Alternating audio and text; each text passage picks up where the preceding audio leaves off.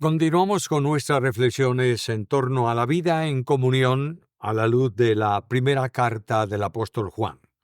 Hoy leemos desde el capítulo 1, versículo 5, hasta el capítulo 2 y versículo 2. Dice así el texto bíblico: Este es el mensaje que hemos oído de él y os anunciamos.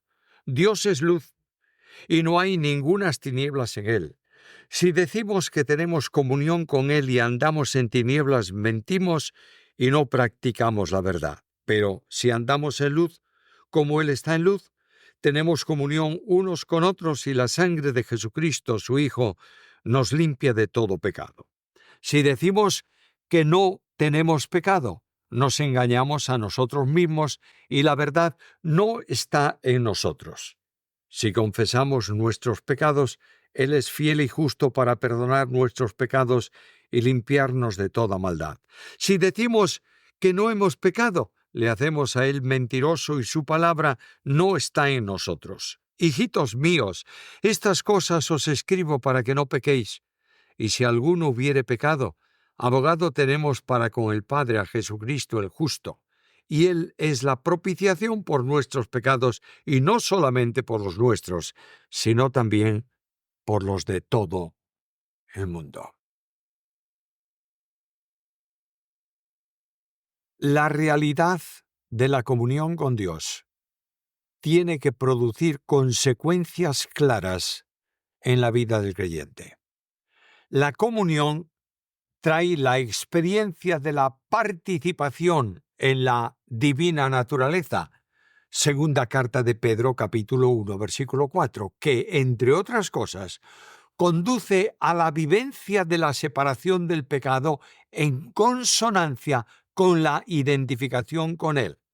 La experiencia y mantenimiento de la comunión exige que cada creyente se ajuste a una norma de conducta que Dios mismo ha establecido en identificación con Cristo, viviendo en la verdad y en la luz, como Jesús hizo. La relación con Dios exige siempre una vida de santidad. Por tanto, es preciso la confesión y rectificación para el sostenimiento de la vida en la esfera de la comunión con Dios. Finalmente, los fracasos que todo creyente puede experimentar no deben desalentarle, sino que la gracia hace provisión de recursos y da completa seguridad para el que está en Cristo Jesús, quien es el abogado que actúa al lado del Padre en favor de los creyentes, y la ofrenda expiatoria de eterno valor que hace posible la propiciación con Dios. Condiciones para la comunión. Es todo este párrafo que leímos. Primeramente, conformidad con una norma, versículos 5 al 7. El mensaje que condiciona la vida del creyente está expresado en el versículo 5. Dios es luz y no hay ningunas tinieblas en él. Es un mensaje del Señor. Este es el mensaje que hemos oído de él. No es un invento del apóstol. Es una comunicación de un mensaje que Dios produce y envía por medio de Jesucristo. Es el mensaje que Jesucristo hizo público. Los apóstoles oyeron el mensaje de labios de Jesús. Este es el mensaje transmitido. Y dice, os anunciamos el mensaje. Dios es luz. Una segunda definición de Dios de las tres comunicadas por Juan. Juan dice que Dios es espíritu. Juan 4:24, que Dios es luz. Primera carta, capítulo 1 y versículo 5. Y que Dios es amor. Primera carta, capítulo 4, versículo 16. Dios no tiene luz. Es luz en sí mismo. El creador de la luz, Génesis capítulo 1:3, el que dijo, sea la luz. Él es luz increada. La luz de Dios se hace visible en Jesús, que dijo, yo soy la luz del mundo. Dios señaló a Cristo como la luz de las naciones ya en la profecía, Isaías 42, versículo 6 o Isaías 49, versículo 6. El simbolismo de la luz es sumamente importante. La luz en el Nuevo Testamento y en la Biblia en general es símbolo de verdad, porque es claridad en contraste con las tinieblas, que son oscuridad y por tanto son símbolo del engaño. Dios se ha revelado. No quedó oculto, sino que brilló, alumbrando las tinieblas del mundo. Cristo es la luz del mundo que resplandece y brilla en medio de las tinieblas. La luz se manifiesta en el mundo y la luz manifiesta a Dios para que el hombre, iluminado, pueda encontrarle y pueda conocerle. Luz es ausencia de error, que es propio y natural de quien vive en tinieblas. La luz en sí es símbolo de santidad. Dios es infinita y eternamente santo. Dios habla de la perversión moral de quienes llaman a lo bueno malo y a las tinieblas luz. Lo encuentras en Isaías capítulo 5 y versículo 20. La perfección de Dios es esta: no hay tinieblas en él. Dios es santo y verdadero en grado infinito. El pecado es el obrar de las tinieblas. Por eso quien vive en tinieblas practica el pecado. De ahí que las malas obras, según Efesios 5:13, se hacen en lo oculto. Una seria advertencia. Si decimos que tenemos comunión con Él, no es una hipótesis, sino que se trata de afirmar lo que es una realidad para el creyente, que realmente tiene comunión con Dios. Ahora, la mentira se produce, y Juan la revela ahí en su escrito. Si decimos que tenemos comunión con Dios y andamos en tinieblas, mentimos. El que se niega a armonizar su vida con la voluntad de Dios no puede decir que está en comunión con Dios. El que tiene a Cristo y sigue a Cristo no puede andar en tinieblas, porque Él es luz. Andar en la Biblia equivale a seguir un camino y a guardar una conducta. La comunión con Dios hace necesario seguir la conducta de Jesucristo, porque para eso estamos en comunión con Él. Dios es amor. Por tanto, el que dice que está en comunión con Dios y aborrece a su hermano, miente. Capítulo 2, versículo 11. La consecuencia es clara. No practicamos la verdad. La verdad no es suficiente con afirmarla. Es necesario practicarla o, si lo prefieres, llevarla a la práctica cotidiana. Practicar la verdad exige al mismo tiempo una conducta acorde con la verdad que se expresa de esa manera, siguiendo la verdad en amor. Practicar la verdad es imitar a Cristo, siguiendo fielmente la doctrina del Evangelio, porque solo Cristo es verdad, camino y vida. La realidad de la comunión está en este versículo 7. Si andamos en luz como Él está en luz, tenemos comunión unos con otros y la sangre de Jesucristo, su Hijo, nos limpia de todo pecado. Está expresada en un modo de vida, pero si andamos en luz. No es la repetición de lo afirmado en el texto anterior, sino la expresión del modo de vida propia del cristiano. Andar en la luz es lo contrario a caminar en tinieblas. Andar en la luz es vivir conforme a la doctrina y a la moral que Dios ha establecido en su palabra. Como Él está en luz, Dios está en luz, el creyente anda en la luz. Primera Timoteo capítulo 6, versículo 16. Mantener comunión con Dios es participar de su verdad y caminar en su santidad. De ahí la exhortación a caminar como hijos de luz que Pablo recoge o escribe en Efesios capítulo 5, versículo 8. No es posible mantener comunión con la luz y a la vez vivir en las tinieblas. Es contrario, es imposible. Tú no puedes encender la luz en una habitación oscura y estar en oscuridad cuando hay luz. La consecuencia de la comunión con Dios es clara. Tenemos comunión unos con otros porque todos caminamos en la luz. La comunión en el plano horizontal es consecuencia de la comunión en el plano vertical. El amor a Dios, que expresa comunión con Él, vincula también el amor al prójimo. No puedo decir que yo amo a Dios y aborrezco al prójimo, y mucho menos aborrezco a mi hermano. No es posible hablar de comunión con Dios y negar comunión a los hermanos. La comunión eclesial es posible para los que andan en luz. El pecado es un obstáculo a la comunión con Dios.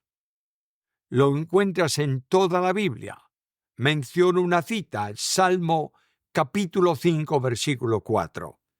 Quien vive en pecado no puede tener comunión con Dios y por tanto tampoco puede tener comunión con los hermanos.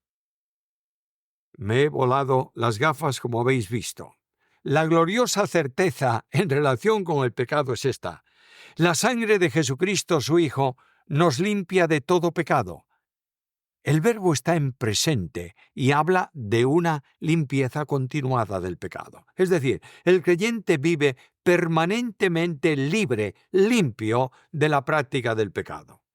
La sangre que nos limpia se refiere al derramamiento de la sangre de Cristo en sacrificio expiatorio por el pecado. Al que no conoció pecado, por nosotros lo hizo pecado para que nosotros seamos hechos justicia de Dios en él. 2 Corintios 5, 21. El alcance de esta obra limpia de todo pecado, pasados, presentes y futuros, y hace posible que posicionalmente su pueblo sea santo delante de Dios y que un día sea presentado sin mancha delante de su gloria. Efesios 5:27. Ahora, todos pecamos. Por tanto, el camino es la confesión del pecado. Hay un engaño personal que describe aquí el apóstol. Si alguno dice que no ha pecado, que no comete pecado. La afirmación es incorrecta. Si decimos que no tenemos pecado, ningún hombre está exento de pecado, solo Jesús, el mediador, que no tuvo pecado. Juan 8:46, 2 Corintios 5:21, Hebreos 4:15 y otros muchos textos más. El engaño es así. Si decimos que no tenemos pecado o que no practicamos el pecado, nos engañamos a nosotros mismos. Estamos mintiéndonos a nosotros mismos. Porque del corazón del hombre sale el engaño con un falso razonamiento. Las Escrituras enseñan la universalidad del pecado. En pecado he sido formado, en maldad me concibió mi madre. En Romanos Pablo dice que todos pecamos y estamos también destituidos de la gloria de Dios. La consecuencia del engaño es cierta. La verdad no está en nosotros. El que dice que no tiene pecado o que no peca, no está controlado por la verdad, sino que se está oponiendo a ella. El remedio para el pecado está en el versículo 9. Confesar nuestros pecados. La confesión es de vital importancia en la vida del cristiano. Confesar significa decir lo mismo, esto es, decir acerca del pecado lo mismo que Dios dice de él. Confesar es retornar a una identificación con el pensamiento de Dios tocante al pecado. Por eso Juan dice que tenemos que confesar. es confrontar el pecado abiertamente, sin ocultarlo, ni buscar excusas a la práctica pecaminosa. La respuesta a la confesión es que Dios es fiel y justo para perdonar nuestros pecados y limpiarnos de toda maldad. Dios perdona nuestros pecados, una deuda que Él remite y restaura, por tanto, al deudor a su comunión personal. Dios restaura limpiando de maldad para que el pecador pueda restaurarse a la plena comunión con Él. Este Dios lo hace porque es fiel y justo. Nota el texto de la epístola. La razón por la que puede hacerlo es en base al sacrificio de Cristo, quien es propiciación por nuestros pecados. Hay un grave problema, versículo 10. Si decimos que no hemos pecado, le hacemos a Él mentiroso y su palabra no está en nosotros. Es una afirmación incorrecta. Si decimos que no hemos pecado, una persona que se considera santa por sí misma y no cae nunca en el pecado. Este es un error tremendo, porque todos somos pecadores. La gravedad de la afirmación es esta: le hacemos a Él mentiroso. Es decir, acusamos a Dios de mentiroso, ya que su palabra afirma que todos pecamos en alguna medida y todos estamos por esa razón destituidos de la gloria de Dios. La palabra de Dios ausente de quien afirma tal mentira. Su palabra no está en nosotros. Por tanto, Juan exhorta con cariño: estas cosas os escribo para que no pequéis.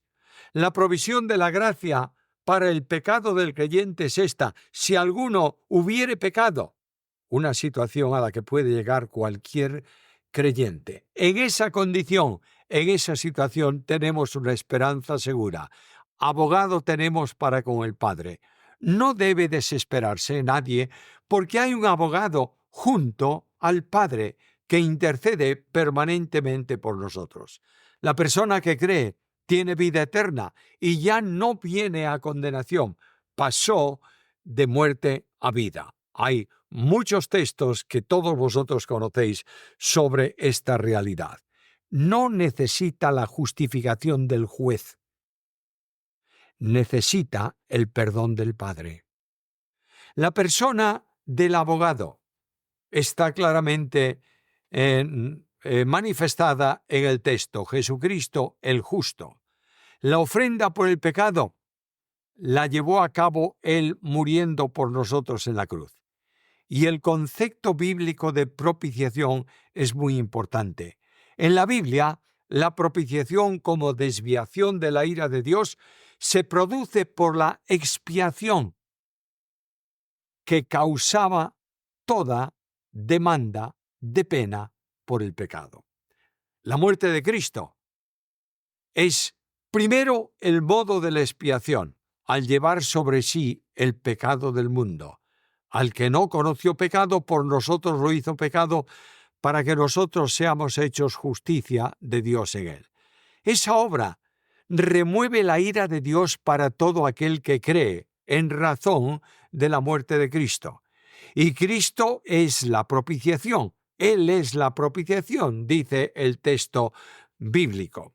No solamente el propiciatorio, sino el hecho en sí de la propiciación. La palabra usada expresa la idea de sacrificio propiciatorio.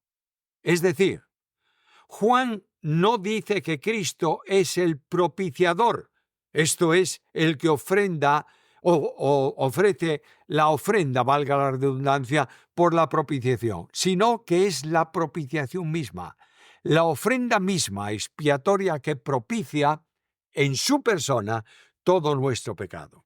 Eso cambiaba temporalmente el trono de justicia en un trono de gracia y de misericordia para nosotros.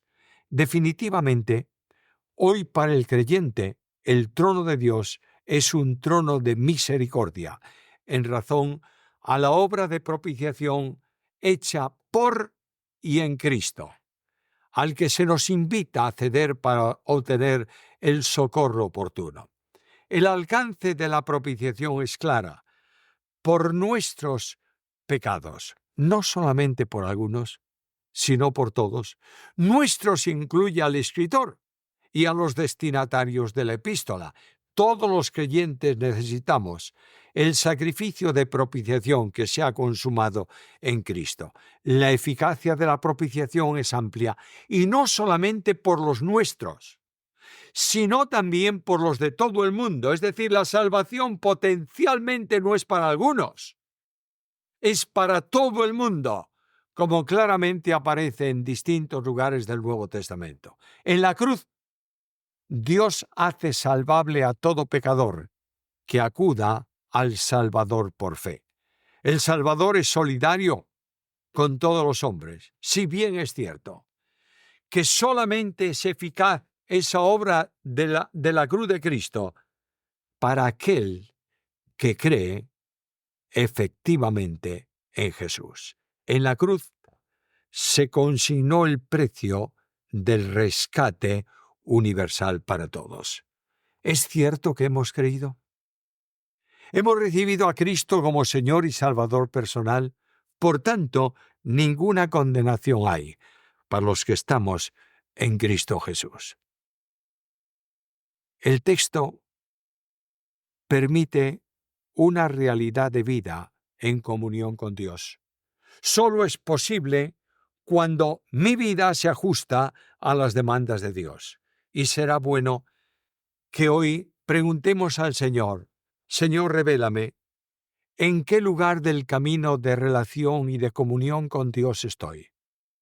Para confesar mi pecado delante de ti, restaurar mi comunión contigo y vivir una vida de santidad y de bendición mientras transito por este mundo.